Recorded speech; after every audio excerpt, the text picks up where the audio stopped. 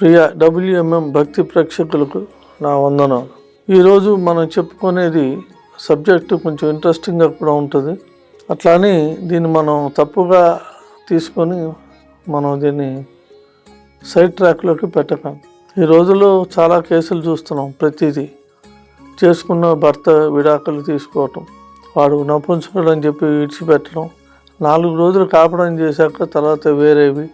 అన్నిటికంటే మించింది ఏంటంటే అక్రమ సంబంధాలు మరియు 2 పెళ్ళిళ్ళు, అంతకు మించి కూడా ఉంటాయి. కారణం ఏంటంటే ఇదంతా కూడా జాతకం. మెయిన్ చూడవలసింది శుక్రుడు, చంద్రుడు, రాహు. శ్రీకృష్ణ పరమాత్ముడికి లగ్నం నుంచి చంద్రుడి నుంచి ఆయన పిశాచ యోగంలో పుట్టాడు.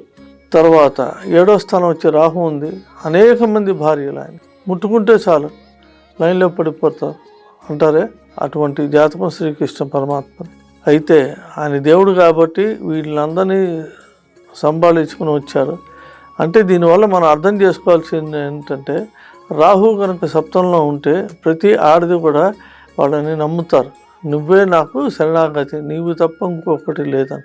అది భక్తి పారవశ్యం అయి ఉండొచ్చు, ఫైనాన్షియల్గా అయి ఉండొచ్చు, ఒక నమ్మకం అయి ఉండొచ్చు. మిగతావన్నీ కూడా వీటన్నిటి కారణాలు ఉంటాయి. 2 శుక్రుడు కనుక ఉండకూడని స్థానాలు ఉన్నాయి.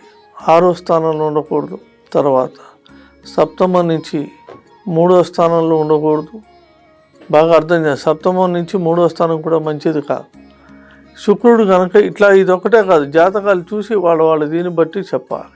ముఖ్యంగా చంద్రుడు కనుక మంచి పున్నమి చంద్రుడిలో కనుక పుడితే, అందరికీ కాదు కానీ జాతకాలు మిగతా ప్లానెట్స్ ఒక పొజిషన్ కూడా చూసుకొని చెప్పాలి.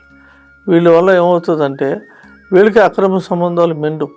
వీళ్ళదంతా యూజ్ అండ్ త్రో. 4 రోజులు వాడుకుంటారు, తర్వాత విడిచిపెట్టడం. అది ఆడైనా సరే మగైనా సరే. కారణం ఏంటంటే చంద్రుడి యొక్క కళలు ఉంటాయి. పున్నమి నుంచి అమావాస్యకి డిమ్ అవుతూ ఉంటాడు, తర్వాత అమావాస్య నుంచి పున్నమికి రైజ్ అవుతూ ఉంటాడు. ఈ యొక్క దీనిలో కనుక చూసుకుని వాళ్ళ జాతకాలు సరిగ్గా లేకపోతే ఖచ్చితంగా ఇటువంటివి జరుగుతాయి. తర్వాత ఇంకొక ముఖ్యమైన విషయం ఏంటంటే కుజుడు, బుధుడు. ఒక్కొక్కరి జాతకాలు వీళ్ళకి ఆపోజిట్ జాతకాలు కుజుడు కనుకుంటే ఈ లవ్ అంటారు చూసారా, లవ్ దీనిలో పడతారు. అది లవ్ కాదండి, ఇది అట్రాక్షన్. పెళ్ళేదాకా ఉంటారు, ఎక్కడో చోట బ్రేకప్ చెప్పడం, ఇవన్నీ కూడా కుజుడు, బుధుడికి సంబంధించారు. ఇంకా చెప్పాలంటే తెల్లారుజామున పుట్టిన సూర్యుడు మేషరాశిలో ఉండి శుక్రుడు 4వ ఇంట్లో ఉన్నా కూడా లవ్ మ్యారేజెస్ అవుతాయి. ఇవి ఎక్కువ కాలం నిలవు. వేరే గ్రహం ఫలితాలు కూడా చూడాలి.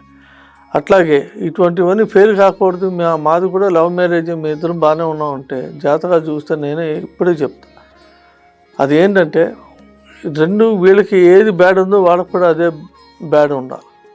అంటే సపోజు ఇందాక నేను చెప్పినట్టు రాహు వచ్చి సప్తమంలో ఉంటే, అమ్మాయికి వచ్చి లగ్నంలో కనుక రాహు ఉంటే ఇద్దరు కూడా వివాహం అనేది టైప్ చేసుకోవచ్చు.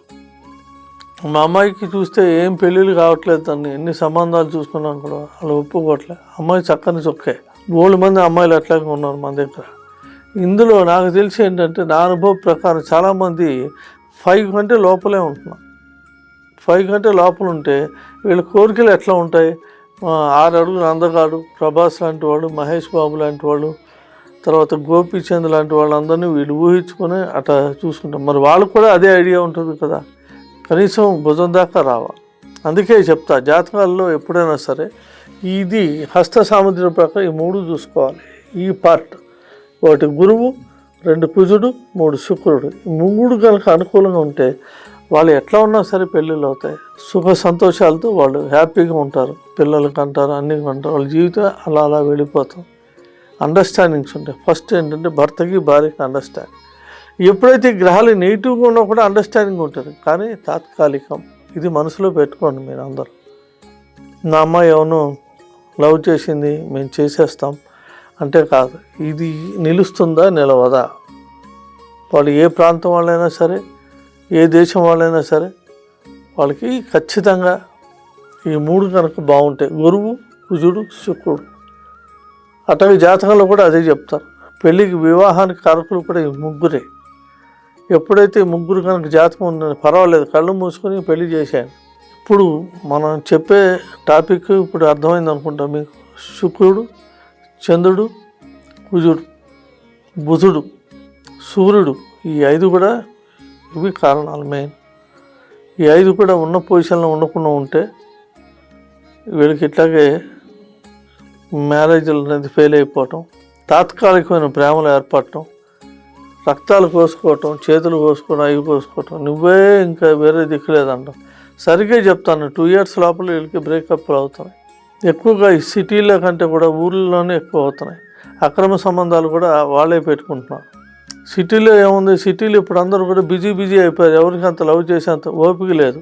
మగవాళ్ళు కనుక వచ్చేటప్పటికి ఒకళ్ళ లవ్ చేస్తే వీళ్ళు జోబుడు ఖాళీ అయిపోవటం. అక్కడ తీసుకెళ్ళి పిజ్జాలు, బర్గర్లు, సినిమాలు, ఐస్ క్రీమ్లు, ఇంకా వేరే ఎక్సెట్రా ఉంటాయి. కాబట్టి సిటీలో కూడా ఉన్నాయి, లేదంటలే, కానీ ఊర్లలో ఈ మధ్య ఎక్కువ అవుతున్నాయి. ఎక్కడెక్కడి నుంచో నాకు వస్తున్నాయి ఈ జాతకాలు. ఏంటి ఇట్లా అవుతున్నాయంటే కారణం ఇదే. ఏంటంటే సాంప్రదాయాలకి విలువలు ఇవ్వకపోవటం. మా అమ్మాయి వింటలేదు, ఏం చేయమంటారు అంటాను. అంటే ఎవరిది తప్పు? పెంచిన తల్లిదండ్రులది తప్పు.